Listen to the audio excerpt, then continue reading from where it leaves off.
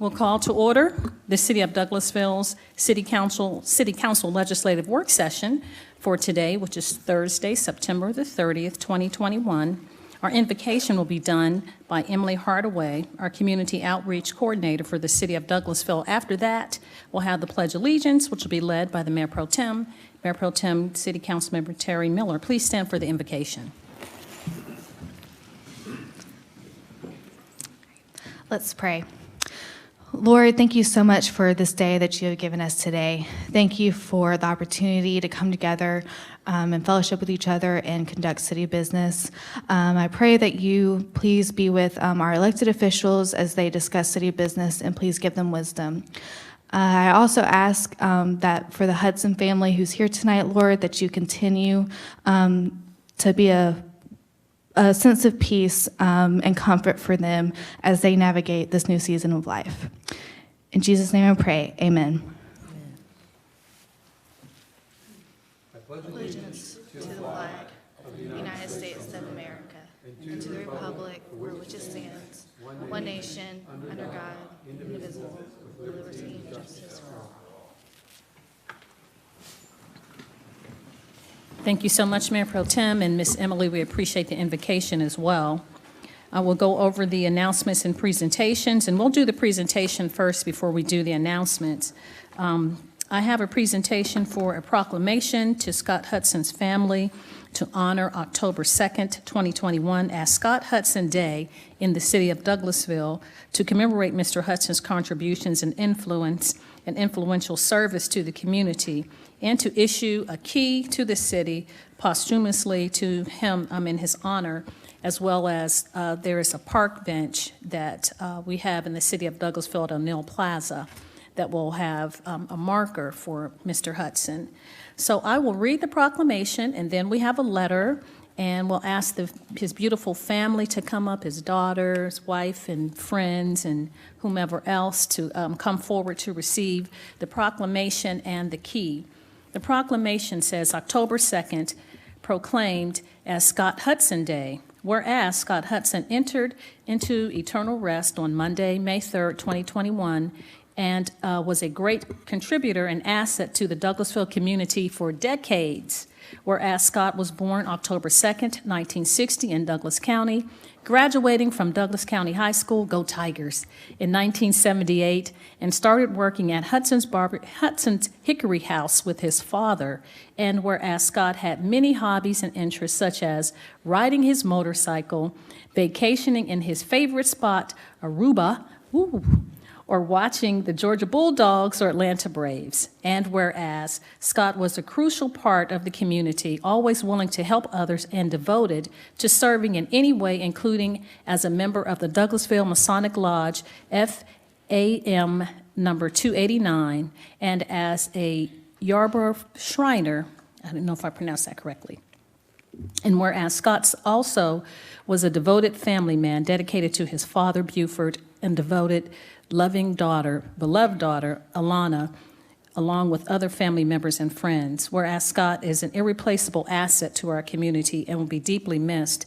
Now, therefore, I, Rochelle Robinson, Mayor of the City of Douglasville, and on behalf of the Douglasville City Council and citizens of the city, do hereby proclaim October 2nd, 2021 as Scott Hudson Day in the City of Douglasville, and encourage all citizens, city government officials, and city employees to do everything possible to ensure that this great community leader is recognized and celebrated for his incredible life that he lived. So proclaimed this 30th day of September 2021, and it will be reoccurring every October 2nd in the city of Douglasville. Let's please give his memory a hand for the proclamation for the family.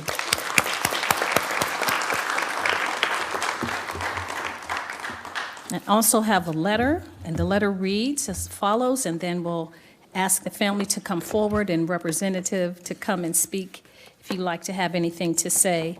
It says, Dear Hudson family, as a local downtown business owner, Scott Hudson was such a crucial part of the community and was always willing to help others. His loss has been deeply felt among all of us. We are so glad that we can proclaim his birthday October 2nd as Scott Hudson Day. We are happy to know that his spirit of generosity and community service will continue to live on through his beloved daughter, Elena, as she starts a new tradition to help those in need. Working with Scott to make our city the best it can be is an honor that we will always cherish in his honor and his spirit. We hope that you, his family, along with all those that knew him, continue to keep his spirit of giving back to his community alive, especially as we enter the holidays. Thank you for letting us be a part of honoring Mr. Scott Hudson. It is signed by myself and all the city council members, and we understand that Christmas was his favorite holiday. So we'll ask the family member, whomever the representative is, or whomever wants to speak, if you please come forward and give your name and address for the record. And then you can talk to us, and we'll take a picture and present the proclamation, the letter, and the key to you. Okay. Let's receive Elena as she comes forward.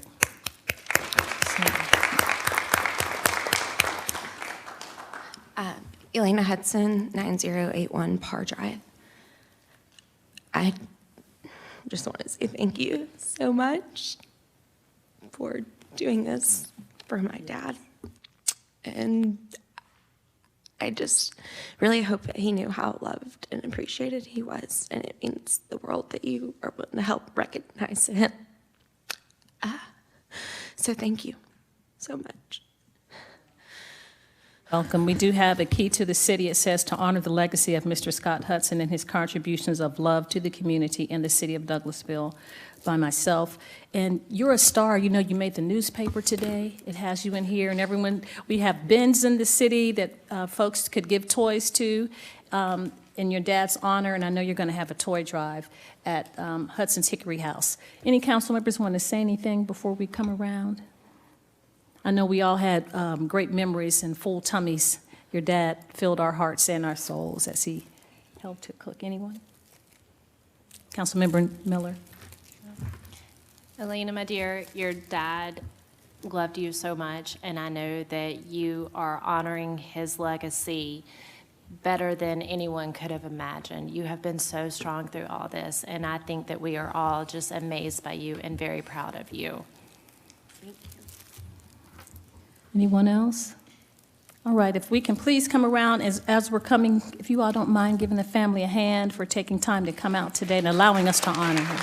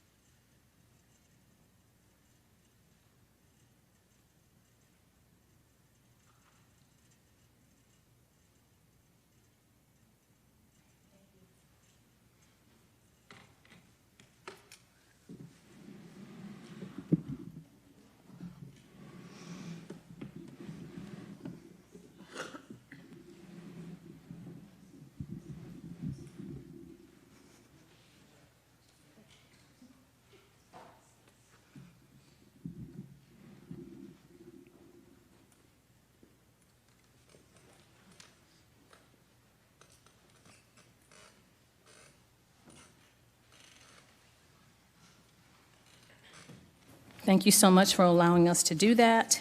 We definitely need to give honor where honor is due in our community and for our leaders. I'm going to go over the protocol for the meeting, and then we'll get into the meat of the meeting this evening with the agenda that is printed either outside or on the overhead. I'd like to welcome you to the City of Douglasville's legislative work session. My name is Rochelle Robinson. I'm mayor of the City of Douglasville. This is a work session where agenda items are presented for discussion only, and no official action will be taken tonight.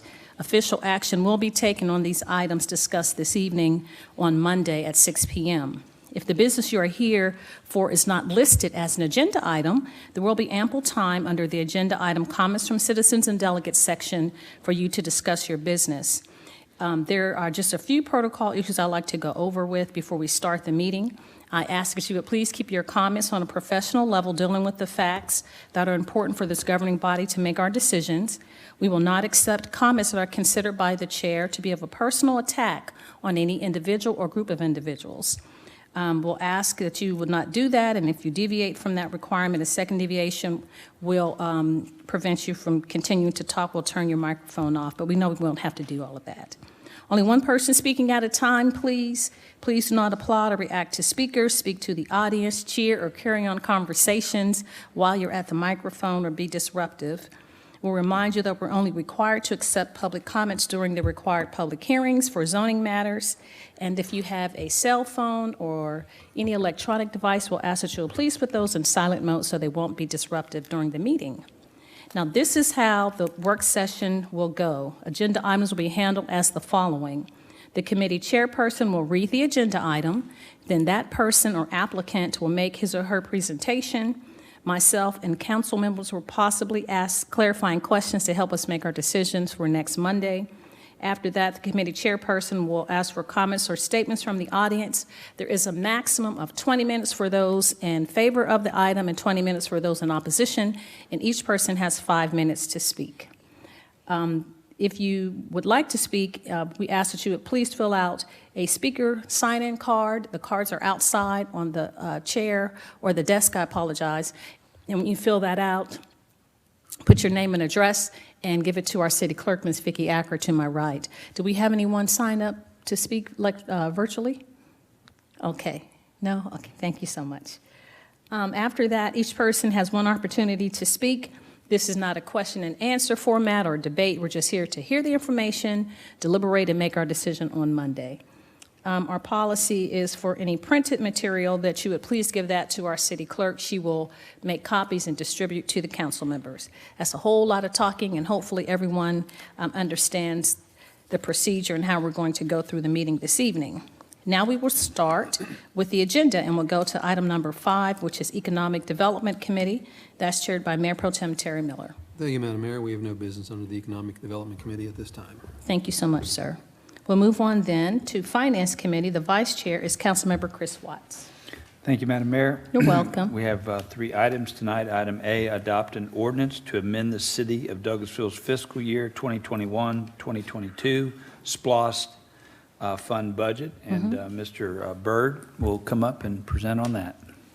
Good evening again, Madam Mayor and Council. Good to see you all this evening. Good to see you. As presented earlier in our 5 o'clock meeting, I am presenting our budget amendment number 11 for the 2016 Splost Fund. We are essentially adjusting the revenues upward by $1.9 million. That is based on updated sales tax projections that we have reviewed and agreed that we can safely amend these revenues to increase the sales tax proceeds collections for the Splost Fund. With that, we then allocate that increase across the different categories that were voted on back in 2016 by the voters. And those categories of Splost are public safety, facilities, transportation, and parks and recreation. And each one carries a weight in the Splost. For example, public safeties and parks carries 20% of the Splost, 45% is transportation, and then 15% is for facility improvements. So that's why you will see under the adjustments for expenditures, we're increasing the contingency across those categories and then allocating them out to specific projects. So for public safety, it's a $389,000 net change that we will allocate to public safety's contingency. For facilities, we have a $292,000 net change, which is going to go towards the contingency for facilities. And then for transportation, because it does carry a larger amount of the Splost, it's going to have an $877,000 net change, which is going into its contingency. And then lastly, the last category is parks and recreation. It will have a $447,000 net change, and that is primarily to do a few things to increase, of course, based on those projections, but also we had some projects that can be closed out that either came under budget or can be adjusted out as the project now is complete. For example, the West Pines Bunkers renovation that was completed. And that being said, what we'd like to do is keep $1 million in the town green that will be funded through Splost as part of this to help reduce the bond issue and then carry that project along as well. Again, the adjustment is to revenues, an increase of $1.9 million, and that will conclude the budget amendment number 11 for Splost. Is there any questions that I'd be more than happy to answer? Anybody have something that wasn't asked in the 5 o'clock? Or, yes, Madam Mayor? Thank you so much, Mr. Vice Chair. Thank you, Mr. Byrd, for the update. You did that, it seems like without breathing, you just went straight through, Shane. But the number 2 for the increase under Parks and Recreation, you talked about the amphitheater and the town green, but not Willing Workers Park, if you can just mention that. Yes, ma'am. So we are increasing Willing Workers Park by $235,000. That's just a result of some change orders we've had. Now, just to note, and some of the funds related to these change orders may not ultimately be used. It's essentially a safety measure in terms of some of the work being done there. Marcus Thompson could speak to that if he's available, related to those change orders and some of the work that they've discovered that may be required to help get that project finished. I think there was a burn pit and refuse pit that was discovered on the premise, and there's also been some issues related to water drainage and keeping the soil stabilized. So if those results of the soil stabilization do not work effectively, then of course these change orders would come into effect and we would have to utilize those monies. Those resources. Yes, Okay, ma'am. and then the bunkers at West Pines, they were bid out and they were under budget, or we have resources left over and we transferred those over, is that correct? Yes, ma'am. The Okay. project came in under budget, so we're essentially taking that difference and moving it into contingency, which is then being allocated to these other Splost projects in Parks and Recreation. Okay, thank you so much, Mr. Shane. Thank you, Mr. Vice Chair. Yes, ma'am. Any other questions or comments? No? Anybody? All right. I spoke with the chairman, and he said it was okay to suggest putting item A on the consent agenda for Monday, if that's okay with everybody. All right, Looks good. like heads are nodding. Yes, sir. And item B, authorize the mayor to sign an agreement. Thank you, Mr. Byrd, I appreciate it. Thank you all. Thank you, I'm sorry. Authorize the mayor to sign an agreement with Georgia Power Company for Georgia Power Company's relocation and adjustment of its facilities along Club Drive between Church Street and West Spring Street to accommodate the city's construction project. And Mr. Thompson. All right, good evening. Marcus Good Thompson, evening. City Engineer, 6701 Church Street. All right, so the item before you tonight is basically for aesthetic purposes only, to support the town green development. It moves power from the above ground poles to underground power lines, consistent with previous and current utility work ongoing along Church Street. Are there any additional questions? Anybody? Mr. Mayor Pro Tem, you got something? Yeah, this, I'll just clarify, this is the one we have already had started, correct? Well, this is for Club Drive. So Georgia Power, they have started work along Church Street from Rose Avenue to West Courthouse Square, but we do have above ground poles along Club Drive that needs to be removed as well. Okay, so, oh, I see. Okay, Yeah. I got you. So this is related to the amphitheater, correct? Yes, sir. Okay. Okay. Any other? Yes, Madam Mayor. I do have another question. I see the payment is $356,207.89. And so this is for underground utilities for Club Drive, and all of this is going to the town green, so everything Yes, will be this is underground. budgeted for. Okay. with the And town green. is this the schedule, city manager? Didn't we do like I don't know if we allocated a certain amount, or they're giving us installments, or how is that working? I'm trying to remember. Is this part of the payment plan that we have with Georgia Power, Karen? This is not, this is separate. Okay, so this is a separate issue Yes, from ma'am. that installment, okay. I'm just trying to get all these underground utilities as much as we can. So, all right, thank you, Mr. Chair, Vice Chair. Yes, ma'am. Mr. Mayor Pro Tem, did you have something else? I'm sorry. No, I'm good. Okay. thanks. Anybody else have any questions or comments for Mr. Thompson? All right, thank you, Mr. Thompson. And I also spoke with the Chairman Adams about this item, and he said it was okay to place on the consent agenda if that was all right with everybody else. Yes, sir. All right. And item C, authorize the mayor to sign an agreement with Ray Lynn and Associates, Inc. for the RFP 2021-007 Town Green Amphitheater construction. Mr. Thompson? All right, so we have a little good news. The RFP process has ended, so we're one step closer to breaking ground. We received 3 proposals, one from Albion, second from Carol Daniel, and the third from Rayland. But after further consideration from our staff and our consultants, we're looking to move forward with Rayland for the project as the general contractor, and wanted to provide that recommendation to you guys for your approval. We do have representatives from our program manager, CPS, here, along with Rayland for any additional questions or concerns you guys may have. Well, I'd like Mr. Craig just to come up, if he doesn't mind, and speak to what he said to me earlier about the process and how solid these bids were as far as cost adjustments later on down the line. Good evening, Sean Craig, 104 Warrenton Drive, Douglasville. We vetted the budget between finance and CPS and city management for about 6 months. Developed, put in every contingency we could think about, and set the program budget for several categories, for construction, utility relocation, unforeseen conditions. There's an allowance for that. We built those into the bid form as best we could. There's a line item in the proposal request for an allowance for unforeseen conditions. The city is automatically protected within the, and I think you've got it in your packet. There's a summary with the bid results. Within those bid results, there is a contingency for unforeseen conditions. So minor adjustments to the site, to the scope of work, can be handled internally. We discussed with Vice Chair this afternoon that any scope changes would be brought to the City Council. But between finance and Marcus and myself, we have vetted the budget. There is a contingency for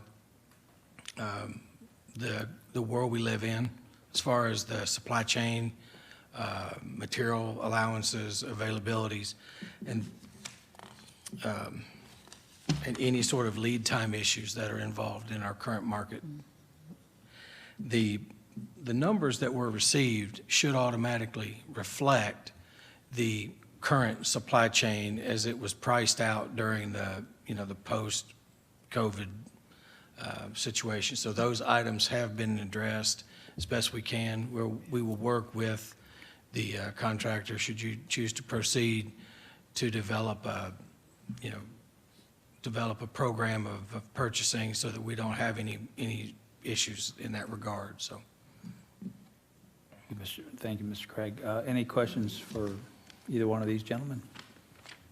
Madam Mayor? I don't have a question, just a comment. I just wanted to commend staff for really having a transparent procedure with the RFPs. I know that you redact those names and then you do an adjustment or a comparison, but I really am impressed with the staff that is a cross-section of, engineering, police department, town, the Welcome Center, Parks and Recreation, City Manager's Office, so community development. So you all have gone all across, the different parts of the city to choose individuals, and then we can see the scorecards for every company, the 3 companies, and the bids. And we just happened that the one who had the highest number had the lowest cost, so that's good. Not by very much, but we appreciate the transparency. Thank you so much. That's all I have. Thank you, Madam Mayor. Mr. Mayor Pro Tem. So I see that the construction start date is October 21, so do we have a specific date yet? No, sir. Not until we can issue a notice to proceed and develop a working schedule with the contractor. Okay, that wasn't part of the RFP. Well, there was a schedule requested in the RFP as part of their work plan, and that all 3 respondents indicated starting in October in some fashion. Okay. But at least we can tell people that they can expect to see ground being moved around within the next month, is that, so, we get a lot of You got questions head about nodding that. over there. There's Waylon. There will be bulldozers and backhoes out there on, sometime before before October 31st. Yeah, we got a lot of dirt to move around, so. It'll become a hard hat area, hopefully. Well, it will be a fenced-off area as well. Yeah. He said fenced off. Thank you, sir. Anybody else? Questions or comments? All right, we will leave this right where it is. We will not place this on the consent agenda for Monday. Thank you, gentlemen. Appreciate it. Thank you. Madam Mayor, that's all I had tonight under finance. Thank you so much, Mr. Vice Chair. Thank you, Mr. Thompson and Mr. Craig. We appreciate the report. We'll move on then to the next item, number 7, which is Housing and Community Affairs Committee. That's chaired by Councilmember Dr. LaShawn Danley. Thank you, Madam Mayor. We have no business under housing tonight. Thank you so much. You're welcome. You're the vice chair for the next committee, Legislative and Intergovernmental Committee, as Councilman Davis is in with the chamber in D.C., Washington, D.C. Yes, ma'am. Tonight, we have no business under legislative and intergovernmental either. Thank you. You're welcome. Yes, Thank ma'am. you. Personnel and Organization Committee, Councilmember Chris Watts. Thank you, Madam Mayor. You're welcome. We're going to use up a little bit of the alphabet under this I know it. agenda item. Item A is adopt an ordinance to amend the City of Douglasville's fiscal year 2021-2022 Splost Fund budget. And Ms. Austin Bing or Ms. Callan? Oh, I'm sorry. Hello. All right. Ms. Austin B. Item A, adopt a resolution authorizing the mayor to sign contracts with Humana, Inc., Anthem Life Insurance Company, the Lincoln National Life Insurance Company, and Total Administrative Services Corporation for city-sponsored employee insurance benefits for calendar year 2022, and stating the anticipated city contribution for each employee benefit. Ms. Austin Bing. Thank you, Mr. Chairman. CEO Austin Bean, 6695 Church Street, Human Resources. Good evening again, Madam Mayor and Council. Item A before you is our insurance contracts for health benefits for 2022. If you recall, last month or earlier this month, we came to you to discuss what our recommendations are for our employee health benefits. And these are the actual contracts for mayor's signature, and also the resolution that states the plan design as well as the city costs. So this item, if you have any questions, I'll take them, but this is the final phase of putting into implementation for 2022. Thank you, Ms. Austin Bing. Any questions or comments from anybody? Since several of our council members aren't here and they might have questions as far as coverage, I'll go ahead and leave this item on the agenda for Monday. And if we don't have any other questions, I'll move on to item B. Thank you, Ms. Austin Bing. Adopt a resolution to make a 5% cost of living adjustment to the current pay scale and a 5% cost of living adjustment to each employee and new hires that have satisfactorily completed their probationary period. Ms. Austin Bing. Yes, sir. This item B before you, as we advised in our committee meetings, is our recommendation as it relates to our challenges that we're having with recruitment and retention. This recommendation is to provide a 5% cost of living adjustment and to also adjust our currently adopted pay schedule for all of our city positions and minimum, mid, and maximum pay ranges. If you have any additional questions on this item, I'll be happy to take. And as has been discussed, I mean, we have the money in the budget to handle this. Yes, sir, we do. Okay. Any questions or comments? Yes, sir, Mr. Chair. Yes, ma'am. I apologize. Yes, sir, Mr. Chairman.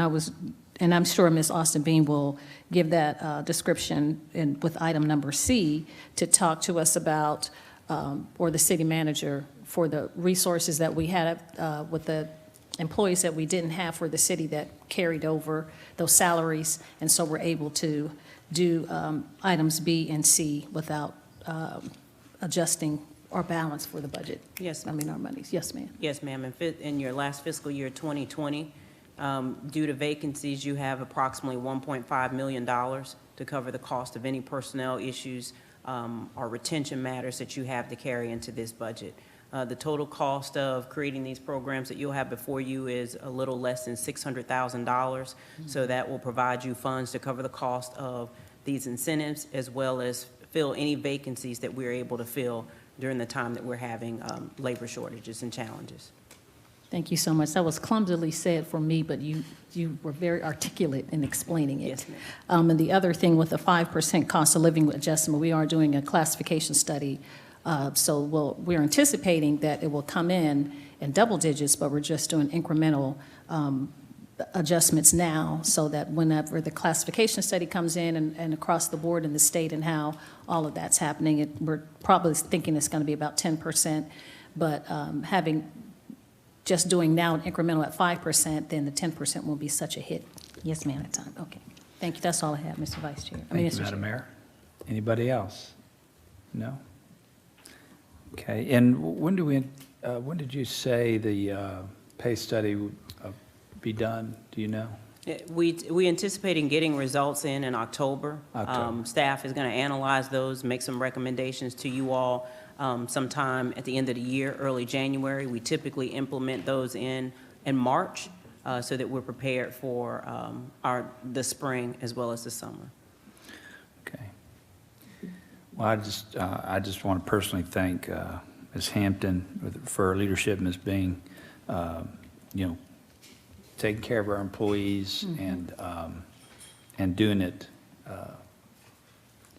efficiently, and so I just appreciate y'all. Conservative. Yes, ma'am. Ma'am? I said being conservative. Yes. So item C. Thank you, Ms. Austin Bing. I guess you're going to stick around for this next one, too. Adopt a resolution to create sanitation employee perfect attendance program ending on June the 30th, 2022, that provides a $250 incentive pay per pay period to sanitation employees who have worked 80 scheduled hours during that pay period, and a $150 incentive pay per pay period to other public service department employees who have backfilled sanitation positions. Ms. Austin Bing. Yes, sir. Thank you, Mr. Chairman. This item before you, as previously discussed, addresses our staffing shortages and our recruitment challenges that we're currently having in our public services department, specifically as it relates to attendance and carrying out the services for our sanitation department. This particular incentive will provide for a $250 per pay period incentive for our sanitation employees, as well as an incentive for other public services employees who are asked, or there is a need for them to fill in for these staffing shortages, which is $150. This particular incentive amount is also within our budget. And so we ask that you all consider this as we, to help us just to lessen the blow on our retention challenges that we're having right now. Any questions or comments? Yes, Madam Mayor. Thank you so much, Mr. Chairman. Ms. Austin Bing, could you tell us how many vacancies we have in the sanitation department? Combined, we probably have about, I want to say close to 15, if not more. We just looked at this number this morning, and to include all positions, I actually would say it's about 20 positions altogether, inclusive of other vacancies that have not been filled.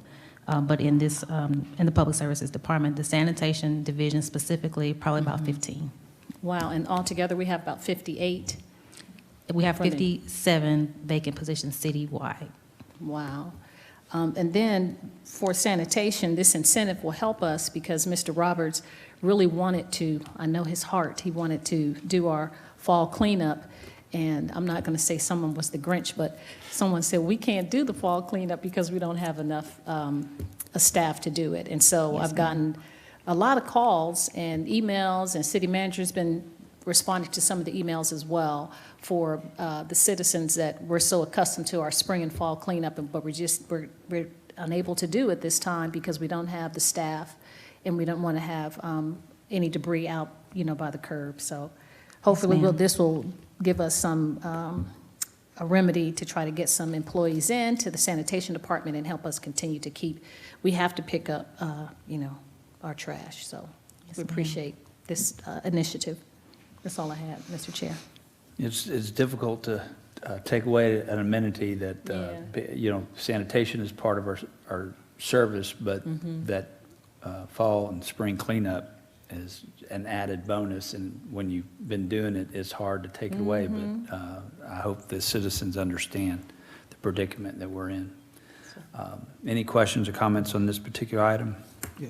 Yes, Just a Mr. quick Mayor. follow-up to the Madam Mayor's question. We have 20 people, we're 20 people short in sanitation. What's our total employment level in sanitation right now? In sanitation, altogether about 15 vacancies 15. in the How many division. filled positions are there? Oh, field positions, so. Yeah, 60, okay. So Thank you, Mr. Rogers. that's about 20% of the department is empty. So that's a major impact in any organization. I think, Thank I think a thing that is probably more impactful, we have about 9,200 customers. So those people work to serve 9,200 customers. So when you're thinking about 20 people serving that many customers, so when the Grinch has to say no Christmas, I didn't say you were the Grinch. that's why the Grinch says no Christmas. Because we got to keep the lights on. I know, City So, Manager. but 92, keep that in mind, 9,200 customers served by those few people. And that is the reason why. That's when- commercial and residential? Yes. So when we ask, why is this the most critical? That's the reason why it's the most critical. And we're trying to get the $250,000 or however much the cost, those trucks that are front load, but they're on back order, and it's just, Well, Mr. Gray? 350,000, and when you think about, Ms. Austin Bing mentioned, that's a $15 an hour job when they can go work for a private hauler making $25 an hour. Plus overtime. And just to be clear, those folks that are paying that much more, the customers that they serve are charged for it. Right. That cost goes towards the customers, and so. And they're struggling as well with employment. So, so one of the things that we're competing with is the fact that an individual that may be interested to coming to work for us, they can go to that private hauler because they have the same vacancies that we do, and they're able to pay bonuses and pay a variety of things. So just across the industry, it's not necessarily, it's a hard to recruit job. It's just where we are. And so when I mentioned, I think that long-term, this is something that we're going to struggle with. We struggled with it in public safety, and we continue. And I think this field is just going to be the next phase of what we have to struggle with, and we're going to have to just educate our citizens on patience and getting ourselves in a groove, in a mix where we can provide those services and we're not tripping over ourselves due to things like absenteeism, that we're able to manage overtime. Overtime is going to be, or I should say turnover. Turnover is going to be with us. It's what we're going to have to deal with, but it will be like any other industry that has to manage overtime. That's just going to be the process that we have to deal with. Well, both item B and C, I think, commend staff for addressing the issues that we have with employment and the way they're going about it. And it's, And I'll just correct what I said, Councilman Miller, Mayor Pro Tem, that's just residential. Oh, is it? They change that residential. Yes. Residential only. Okay. okay. And I did not ask, but I'm going to ask now if item B and C can be placed on a consent agenda. I don't think that we'll have any issues with that on Monday. It'll be fine. So both those items be placed on the consent agenda. Item D, adopt an ordinance to revise Chapter 11 of the City of Douglasville's Personnel Policies and Procedures to create a Peace Officers Annuity and Benefit Fund incentive program for peace officers employed by the city. Ms. Hampton and Ms. Austin B. Thank you, Mr. Chairman. This item before you, discussed in committees, is our efforts to assist with our police officer recruitment and retention efforts here at the city. This benefit is currently being paid for by the peace officer. The city is not currently cost sharing in this incentive. It's about $25 a month per officer, and we are asking that the city takes up this cost share and releases that that deduction from the peace officer so that we can provide for a better incentive program as it relates to retirement. Should also mention that upon separation from the city, this benefit will terminate for that peace officer. But while they're currently employed, we're asking that the city is able to cover this cost for our peace officers and to help us better attract and retain peace officers at this time. We're having this recruitment challenges as well in our police department. We feel this is one way to combat that. And Chief Sparks was saying for 5 o'clock that we don't have a lot of our police officers getting into this program, but with us contributing like we're talking about doing, I mean, will we just automatically do it, or they still have to say? They would have to enroll in the program. It's a nominal fee, but after that one-time enrollment, then the city will pick up those that cost for the employee. And we have about 48 employees right now that are currently participating, and we have about not right at 100 officers, not quite, but more than half are not participating, basically. Okay. So we'll going forward, we'll pick up the tab. We're not recompensating anybody that's paid into it thus far. No, sir. It's okay. the plan is to move forward. Okay. Well, I'm hopeful that we'll be 100% on that. I mean, it's a no-brainer as far as that's concerned, seems to me. Any questions or comments from Mayor and Council? And we'll place this item on the consent agenda if that's okay. All right, thank you, Ms. Austin Bing. And then item E, adopt an ordinance amending subsection 11-11-2 of the Personnel Policies and Procedures Ordinance to revise the eligibility for sick leave buyback payments. Thank you, Mr. Chairman. This item before you is a current policy that we already have adopted in our personnel policies and procedures. This amendment would allow for a tiered cap program and to allow for newer employees to be able to participate in the sick leave buyback. The caveat is to ensure that the balances are not reduced by more than 50%. And the reason for that is we want to allow for the incentive, but we also want to allow for the employee to have sick leave balance in the case of any emergency. And I'll take any other questions if you have them. Any questions or comments?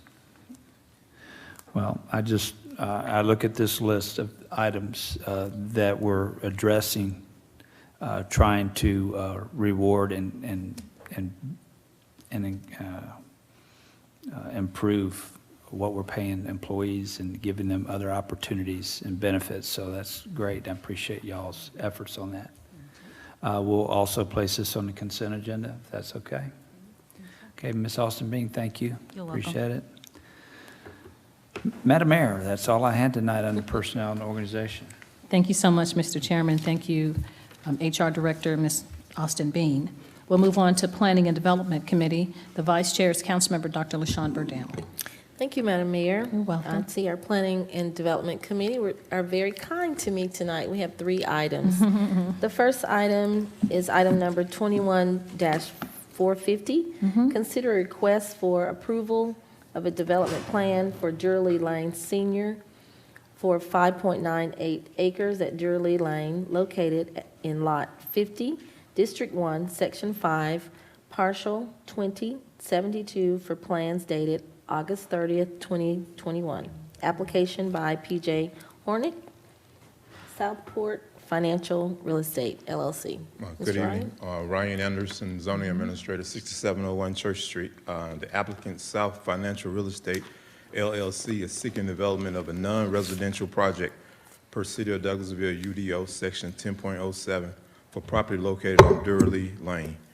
The proposed development plan currently depicts a 3-story building comprised of brick masonry, fiber cement panels, and fiber cement lap siding.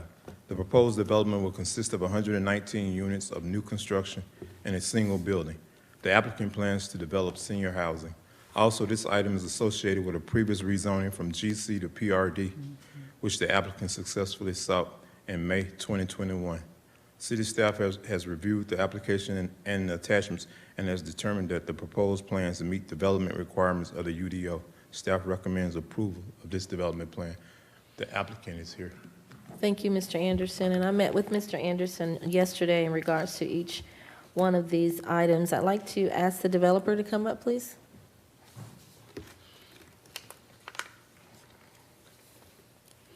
Thank you so much for being here. If you will please state your name and address for a record. Sure, thank you. I'm PJ Hornick with Southport Financial Real Estate, the applicant from 5403 West Gray Street, Tampa, Florida.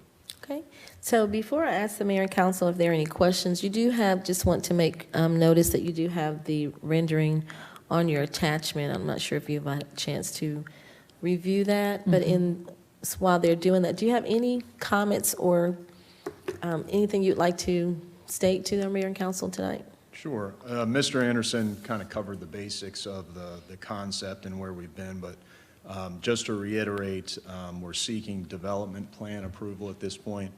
Back in May, we successfully sought the PRD zoning approval, which essentially confirmed the basic concept there for the 6 acres, to remind you, located just north of the Woody Fight Senior Center on the west side of Doherty Lane. We have 119 1- and 2-bedroom units in a single 3-story elevator-served building. And from there, the development plan that we've submitted essentially provides a color elevation of the building, what they'll look like, specifies the exterior materials, which is brick and cementous siding, and then also provides a more detailed site plan specifying some of the amenities that we've previously discussed. So I'm happy to answer any questions you may have on what we submitted.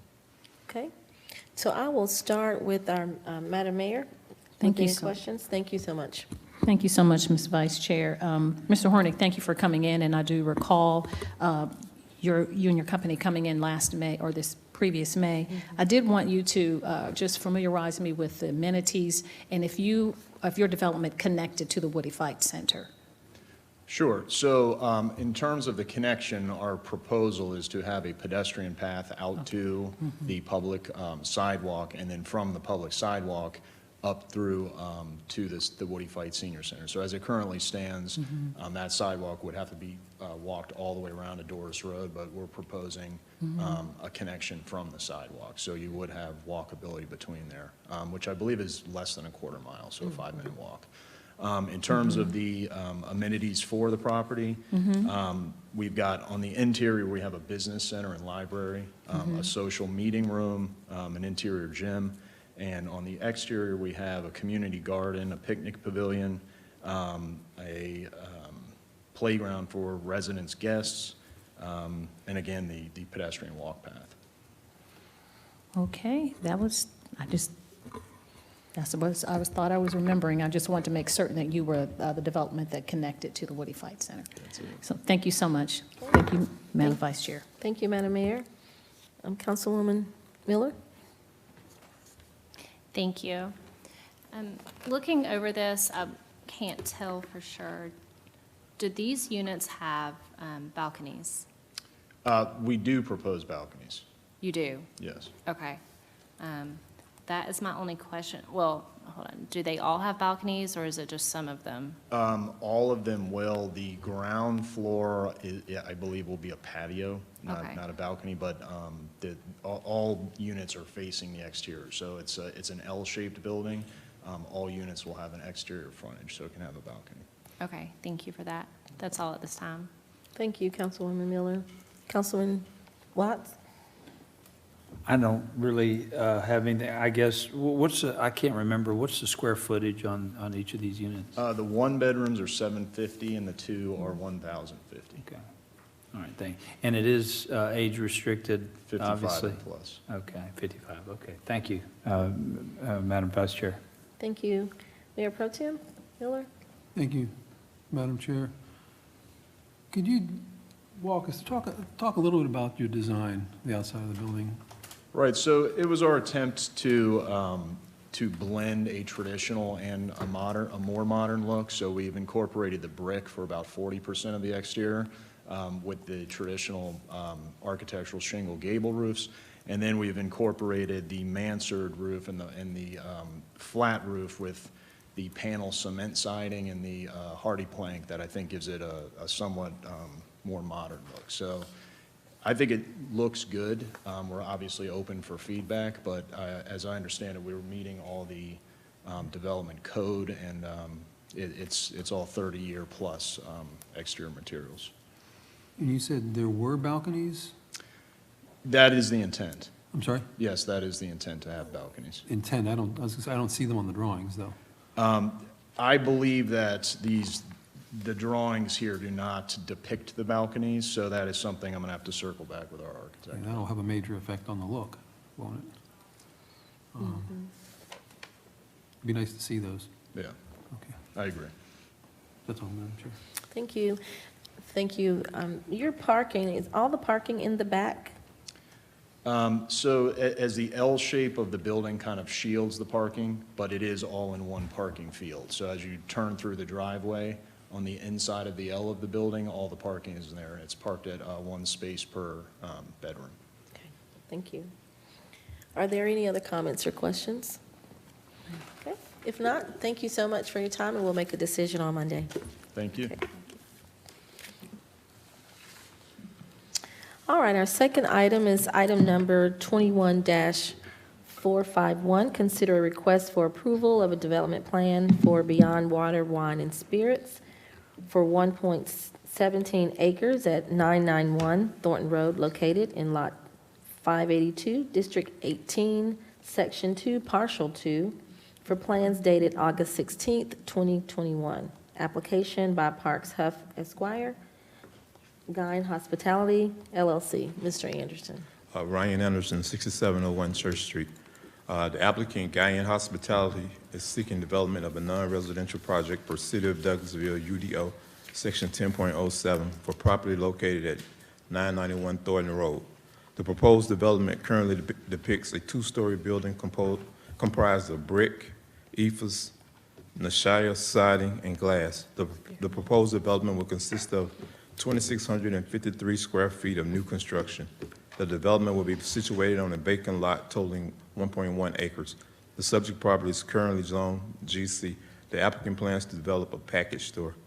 Also, this item is associated with a previous annexation and rezoning, which the applicant successfully sought in May 2021. City staff has reviewed the application and attachments and has determined that the proposed plan meet development requirements of the UDO. Staff recommends approval of this development plan. The applicant is here. Okay, thank you, Mr. Anderson. If the applicant can please come forward. Thank you.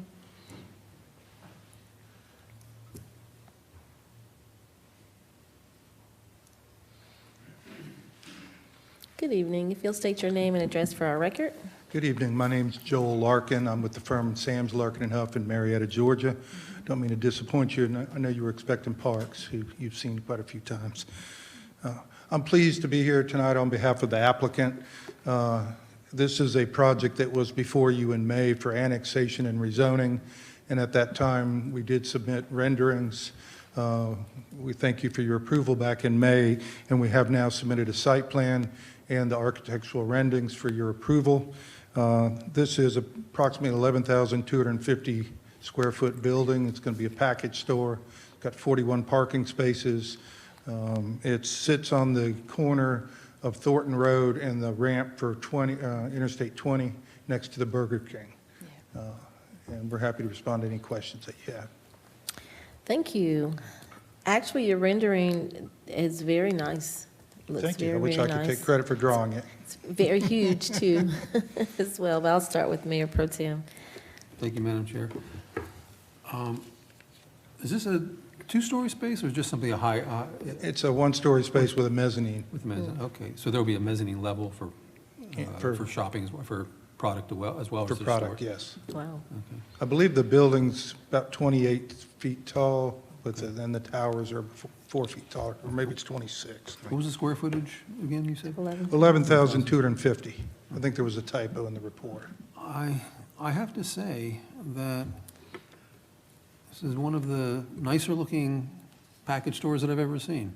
I appreciate the fact that you seem to have taken the effort to take design seriously and take the siting seriously as well, being that you're going to be right at the entrance ramp for the interstate. I'm glad that you stepped up the game on this a little bit. So, Thank you. It's rather important. You did leave off one important detail, though. You left off the name of the business. You know, it doesn't say liquor store. And it'll be interesting because that's going to be, how you put that on there will leave a certain impression. But generally speaking, though, I think the architecture is pretty strong. I think you've got some nice detailing on it.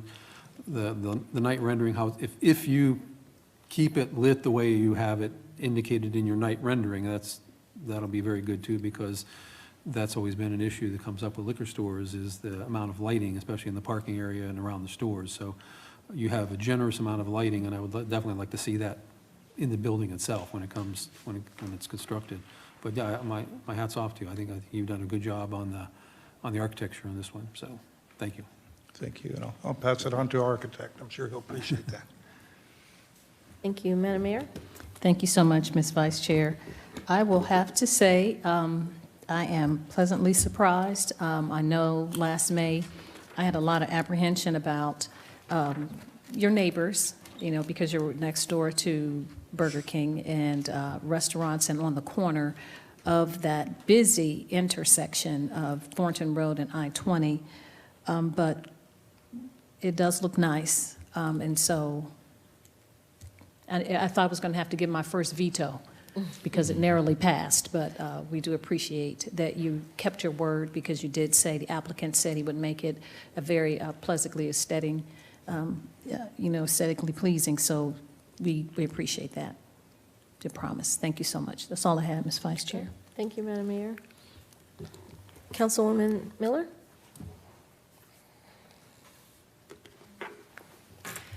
I think I would just somewhat like to echo what Madam Mayor has just said, that I'm very pleasantly surprised and pleased by the renderings on here. I really appreciate the work that's gone into it. Thank you. Thank you. That's it. All right, Councilman Watts? Thank you, Madam Vice Chair. I don't have anything right now. Okay, thank you. Thank you, sir. Thank you. May we be excused? Yes, you can. All right, we'll make a decision on Monday. Thank you. And the last item tonight is item number 21-463, consider a request for approval of a development plan for storage building for St. Teresa's Catholic Church for 25.90 acres at 4274 Presley Mill Road, located in Lot 79, District 1, Section 5, Partial 2, for plans dated September 7th, 2021, application by Archdiocese of Atlanta. Mr. Anderson.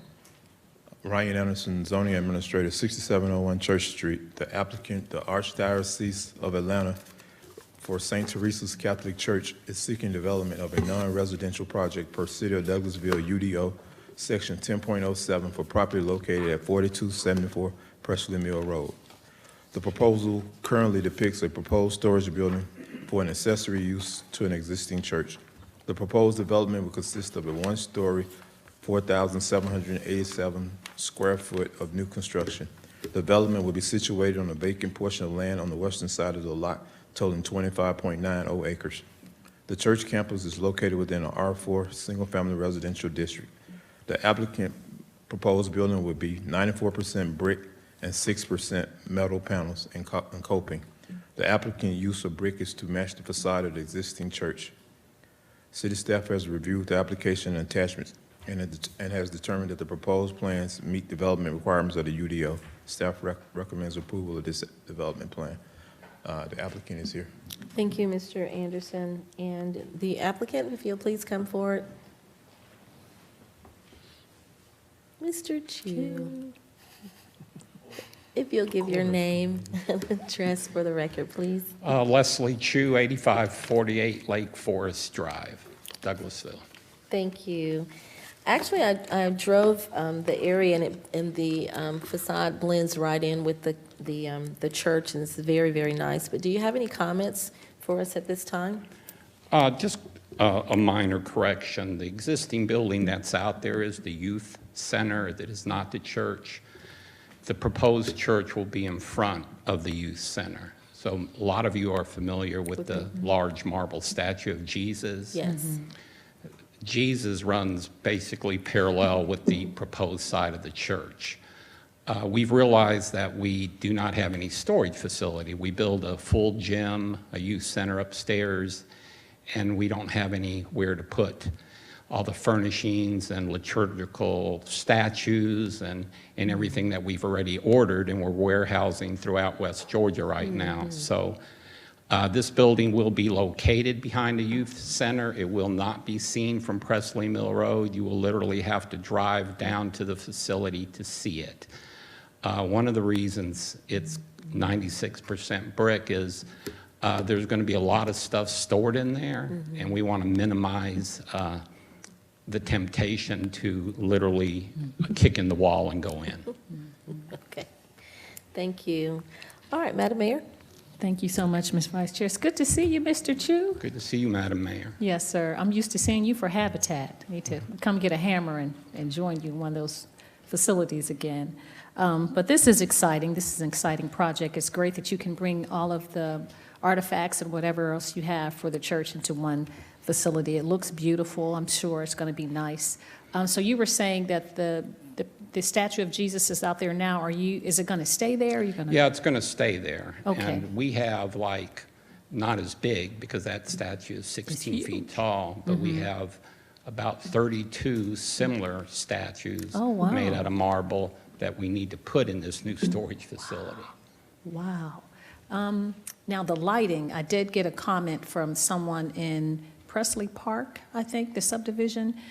Will is there lighting or something that goes into their subdivision from this youth center now, or? No, that you know of? There's lights, and that facility is really being used by the complete community as a walking path and trails and whatnot. But yes, there are lights in there. They're street lights. I'm not aware that we've received any complaints, but. So it isn't intrusive in Presley Park? Obviously, if somebody's complained, it is. I'm just asking. Yeah, well, I wasn't aware of that. Okay, thank you so much, Mr. Chu. That's all I had, Ms. Vice Chair. Yes, ma'am. Councilman Watts.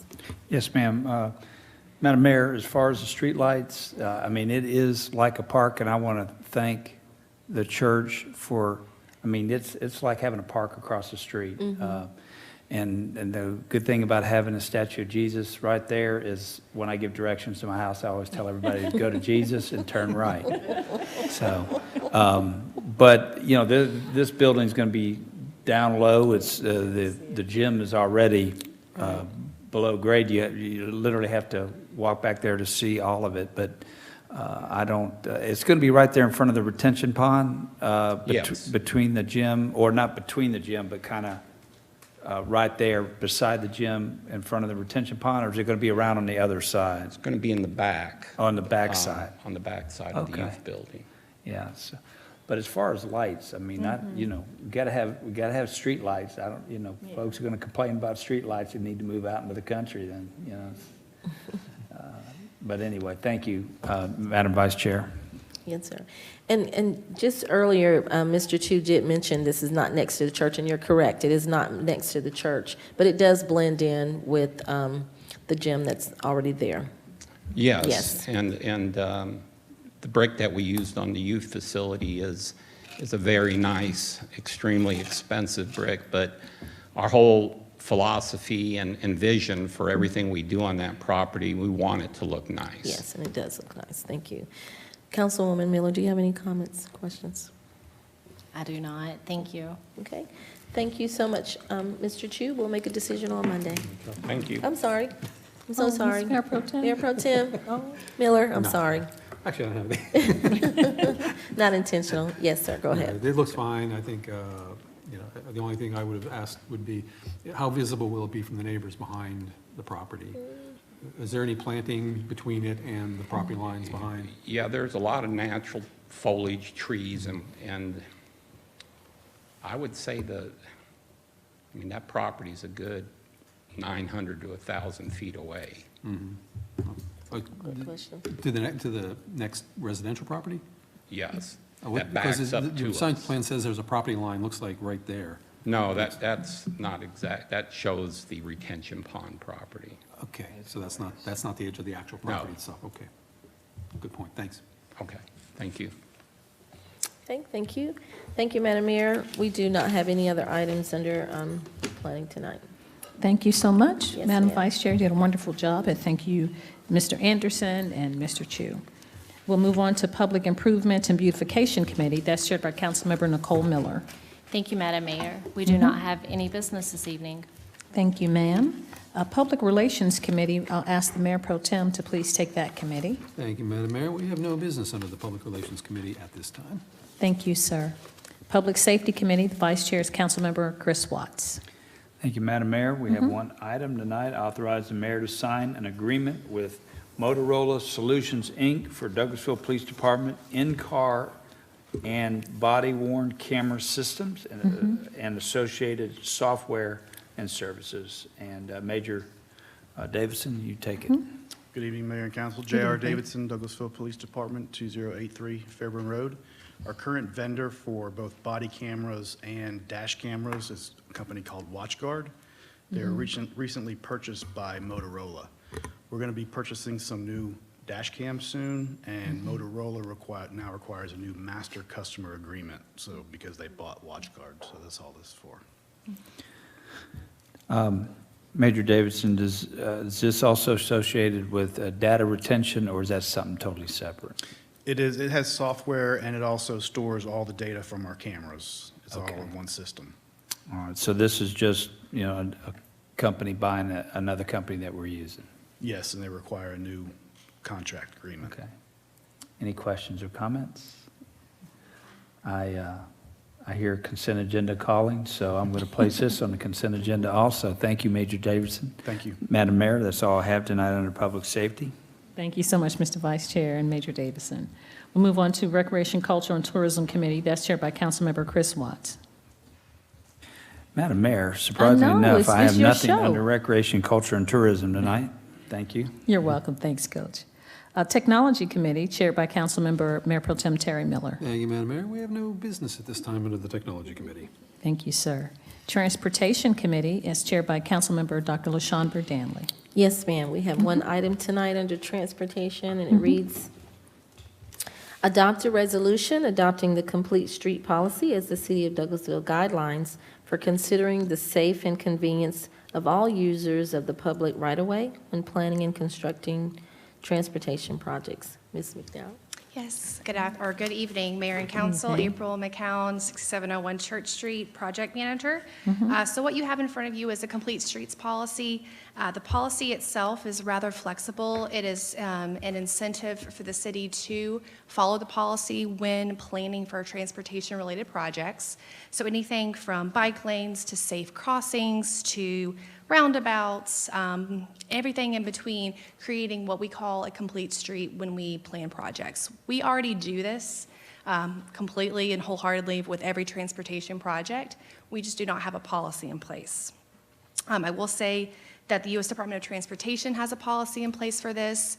Georgia Department of Transportation has a policy for this, and 434 of the 535 cities in the state of Georgia have a policy for this. So it's important for us to set the standard here in Douglasville, have this policy in place. It allows us to apply for additional grants. It also gives us extra points on our green cities or green communities certification as well. So just an incentive. We're already doing it. So if you have questions, I'm here. Great. Just stepping up to another higher standard, which is great. Do we have any comments from Mayor and Council, anyone? Very Yes. good. Mayor Pro Tem? Is this April, is this something that we can apply to existing streets if anytime we make improvements, or does it really just apply to new construction? No, it includes new construction. This includes any type of gap creation that we already have in the community, allowing for that when planning for transportation projects. I know a couple of projects that we currently have in play. This has been a conversation that we've had about the complete streets. That's Dallas Highway. That's a current project. Of course, the Highway 5 transportation and land use study as well, making sure that we're incorporating complete street policy within recommendations. What about subdivisions? If a private developer's coming in and builds however many houses and they have streets within that, can this be applied to that? Can we require it to be applied to a private subdivision? I would defer to legal on that. I'm not sure what our bounds are for that as far as development plans and requirements for private streets. In case there are provisions here that are above and beyond, let's say, our current development. Certainly. I guess that would be the nature of the question. Certainly, yeah. This set of policies is really aspirational and not binding. So if there are other legally binding guidelines, policies that need to be followed, they would take precedent over this. So we could basically, it would be more, we couldn't necessarily, unless we enact a specific ordinance, we can't require a developer to follow these policies. We can only advise and encourage. That's correct. Okay. Thank you. Good question. Are there any other comments? No? Okay, thank you. Then I'd like to place this on the consent agenda, if that's okay with everyone. I see thumbs up. All right. Okay, Madam Mayor, no other items under transportation. Thank you. Thank you, Madam Chair. We appreciate that, and we appreciate the report, Ms. McCowan. Do we have any other business to come before committees tonight? Madam Mayor? Agendas? Yes, sir. I do want to add one, sort of an appendix to that last item. I would request that maybe staff take a closer look at those requirements in there, or the aspirational requirements, and see if there's anything that we may want to look at changing our development ordinance to incorporate some of the better ideas that might be in there, if that's worthwhile. The rest of the council will indulge that. Ms. Committee Chair. So would you like for me to not place this on the consent No, I agenda don't have a after? problem with it. You sure? It's sort of, it kind of sits, it's a Sets a standalone issue. Right. As it is, what I'm saying is, if it's, it seems like it's a very good idea, that it may be worth investigating, taking Absolutely. it further into, subdivision development and so forth around the city. Correct. All right. Yes, sir. Thank you. Okay. Thank you, Mayor Pro Tem. Thank you, Madam Mayor. You're welcome. Any other business from the elected body? No? Okay, we'll move on then to updates from city staff. Our city attorney, Mr. Joel Dotson. No business, Madam Mayor. Thank you, sir. Staff attorney, Ms. Lynn Woodward. No business, Madam Mayor. Thank you so much. Our police department, Major Davison. No business, Madam Mayor.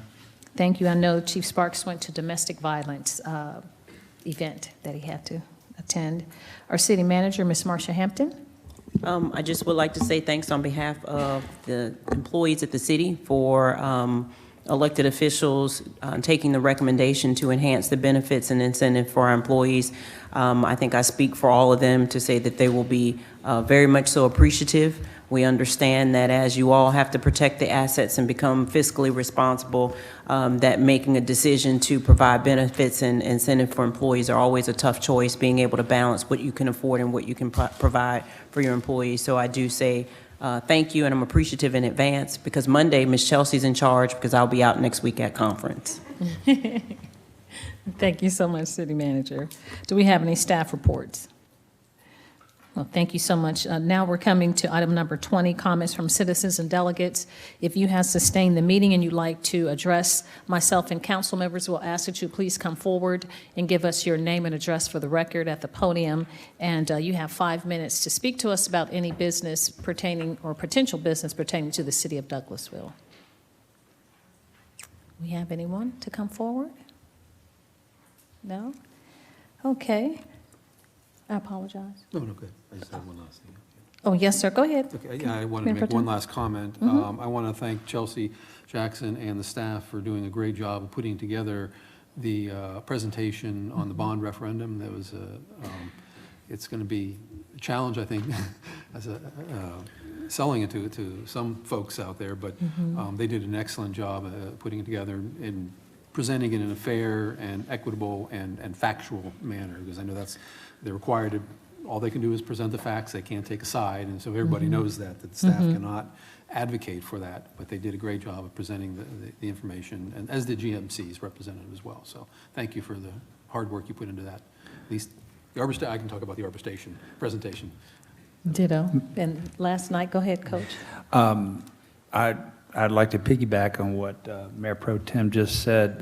The staff outnumbered I know it. the citizens that came to my bond referendum. And I just can't tell you how much I appreciate staff, and you know, they're going, you know, they're there past quitting time, and I just appreciate all of them being a part of this process. And I would like to encourage anybody that might be listening to go to these bond referendum meetings. There's several more to come. If you want to find out what's going, how we're doing business and how we're paying for things, you need to come, so when you see that on the ballot in November, you'll know what it's all about. So anybody that's listening out there, try to find a bond referendum information meeting to go to. There's several left. Thank you, Madam Mayor. You're welcome. It was very good. So any other comments? No, and none from citizens. If we don't have any other business, then this meeting is adjourned.